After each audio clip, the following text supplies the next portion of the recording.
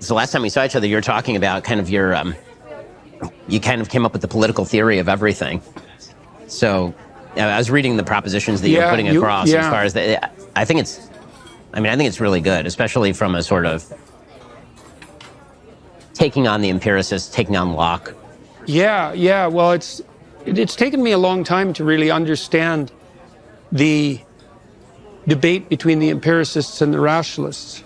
You know, and the empirical claim that you derive all your knowledge from sense data, it seems to make some sense in a superficial way, because obviously we're informed by the environment, even if you think about that biologically, and we're ultimately informed by the environment.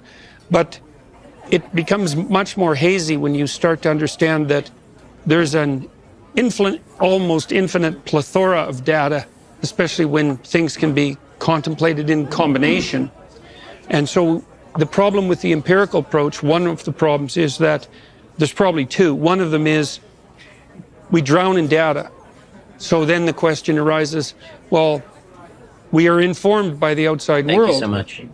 Thank you. But we still have to select what we look at. And that's a huge problem. That I really think is the fundamental philosophical problem of the last half of the 20th century. And then there's also, and that's part of Hume's objection that you can't derive an ought from an is. And part of the technical reason for that seems to be, well, why not? Well, there's too many facts. And so you can't draw an unerring, there's both too many facts and simultaneously too many possible futures. Mm-hmm. And so how do you draw a through line from an infinite number of facts to an infinite number of potential futures? And the answer is we don't know how we do that. And so that's two of the problems. And so I've been trying to understand how we solve that. And there's other people working very hard on that problem, all sorts of people, all the people who are trying to build machines that can perceive and so forth. But the notes I sent you were an attempt to really boil down what I've been thinking about in some sense for 40 years. And the first thing I figured out is that you have to prioritize your perceptions. And so the problem with the empirical approach is that it sort of presumes the self-evidence of the external world, and that all you have to do to be informed by the world is look, and somehow what's there is just delivered to you. This is also the problem with the behaviorists, because the behaviorists always talked about stimulus, response. Right. And they didn't need a brain. And the reason they didn't need a brain is because they hid it in the idea of stimulus. It's like, well, a rat's in a cage. What's in the cage? And the answer is, well, a near infinite number of things to perceive. Mm-hmm. So then the question is, well, what's the stimulus? And the behaviorist answer is, we don't ask that question. We allow that to be self-evident. Oh, well, that's where you hid all the complexity, right, in that self-evidence. Right. And so if you look at the physiology of perception, you're just a blank screen and things are being projected onto you. Yeah, and obvious things, self-evident things. Like, well, the running wheel and the water bottle. It's like, there they are. Can't you just see them? It's like, well, no, maybe I see the glints of the reflection off the water bottle because my eyes aren't focused. My eyes are focused such that what the water bottle appears is as a blur. And why isn't that blur the water bottle? And because it also is the water bottle. And so, and that's a very difficult thing to think through. And so then you get from that, from the complexity of the stimulus of the world to the complexity of the multiple futures. And you think, well, we solve that by prioritizing our perceptions. And so when you and I are sitting here talking to each other, we look at our faces, we look at each other's faces, and we do that, we particularly look at eyes. And our eyes have actually evolved so that we have an evident contrast between the iris and pupil and the sclera. And the reason we have that, most animals don't, including most primates, is because it's of crucial importance for human beings to see where other human beings point their eyes, because then you can tell how they're prioritizing their perceptions. And from that, you can derive almost instantly an embodied sense of their ethic. So because it's so cool. Really it's so cool. I mean, and that's what we do when we're watching a movie, is what you want in terms of characterization is you want to set up someone who has a goal. Right? And whatever the goal is, it might be a nefarious goal, but your character has to have a motivation. And then the motivation has to be hinted at through their actions and their perceptions. And then the viewer cottons on to that goal, starts to infer it in an embodied way and reads off that embodiment, because once you can adopt the goal of someone else, you can duplicate their emotional responses.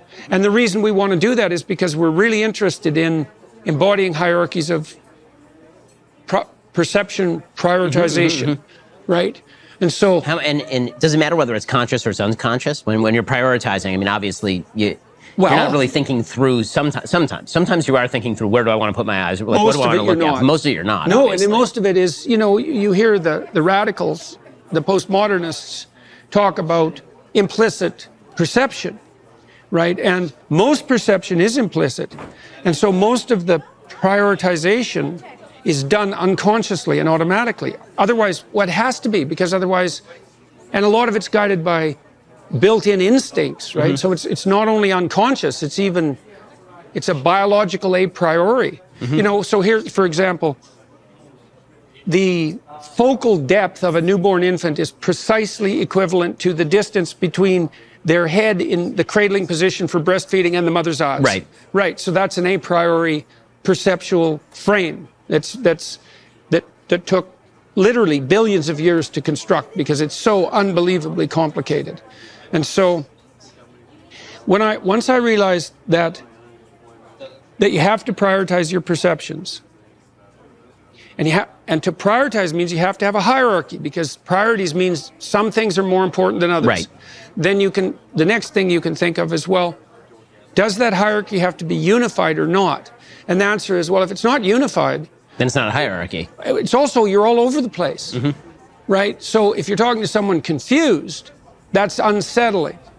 And the reason it's unsettling, I think, is because you don't know what they're perceiving, and that opens up that rat's nest, and you don't know what they're up to.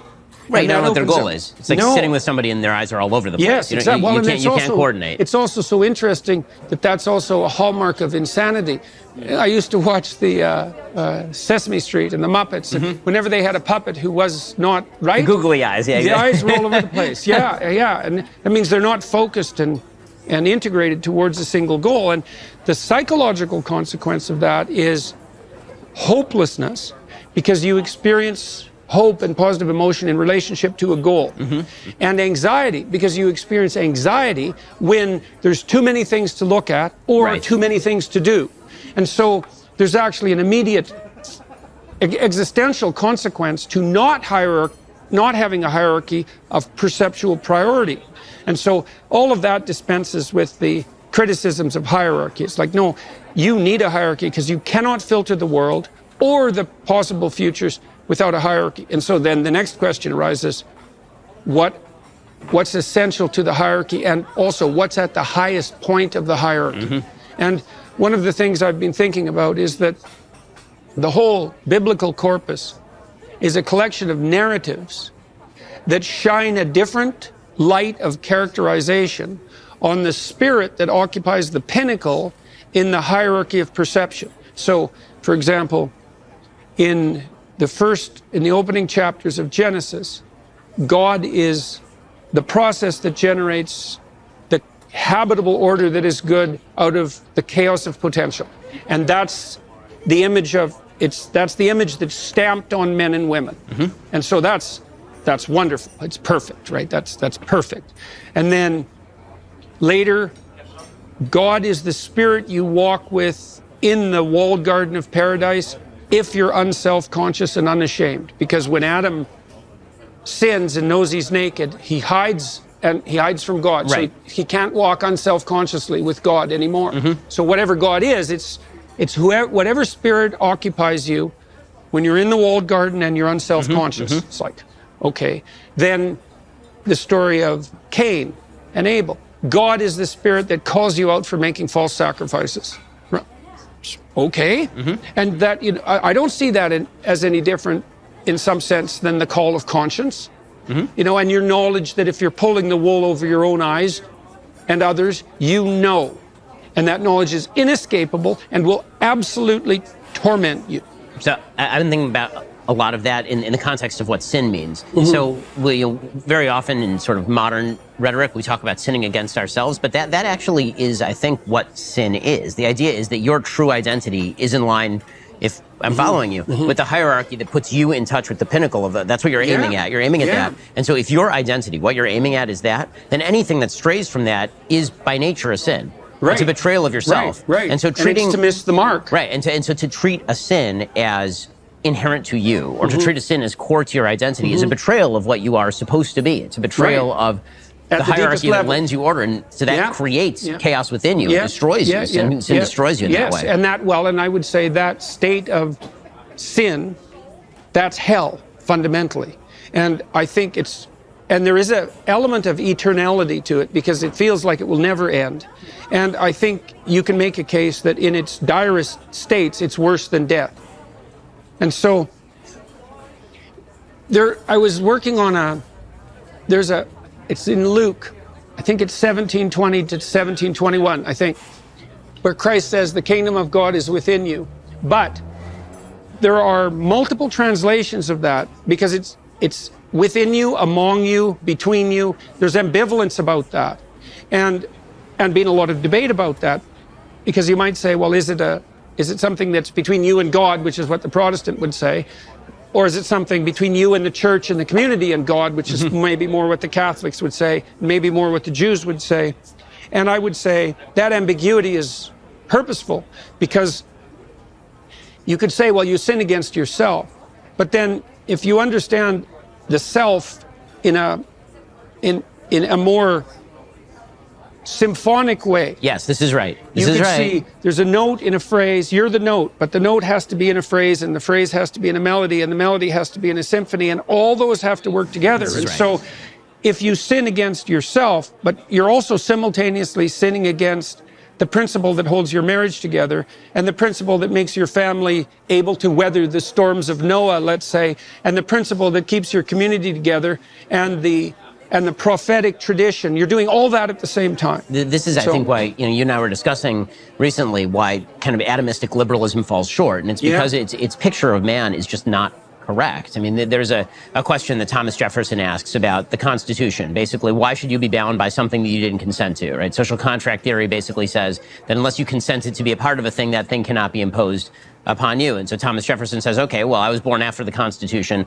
Why exactly should I be bound by the Constitution? Why not re-up it every couple of years in order to make sure that everybody's still on the same page? And you hear that sort of argument being made today politically, but it's really interesting when you go back to the description of what's going on at Mount Sinai. It specifically says in the Bible that this is a contract that's being made between those who are here and those who are not here with us today. It's being made between us and future generations. How do you make a contract with people who have not yet been born? How can that bind them? And the idea is that when you're born, you're not born into a wasteland as the only thing there. You are inherently born into a system. And that system helps define you and shape you. And so instead of modern society, which sort of sees the inner sense of authenticity as the core of you, and your authenticity is, and it's in opposition to institutions and roles. Right. Institutions and roles are impositions on you. Yeah, like the conflict between the superego and the ego. That's an antagonistic. It's conceptualized as an antagonistic relationship. And Piaget doesn't look at it that way. And the more authentic you are, the more institutions you blow up, because they're all impositions. So you have to get rid of them. That's right. And so if you want to be the most you, then everything that has been accepted as truth, every system of logic, every system of objective reality, all those become secondary to the pursuit of authenticity. And so that is self-destructive in the extreme. You can't function that way.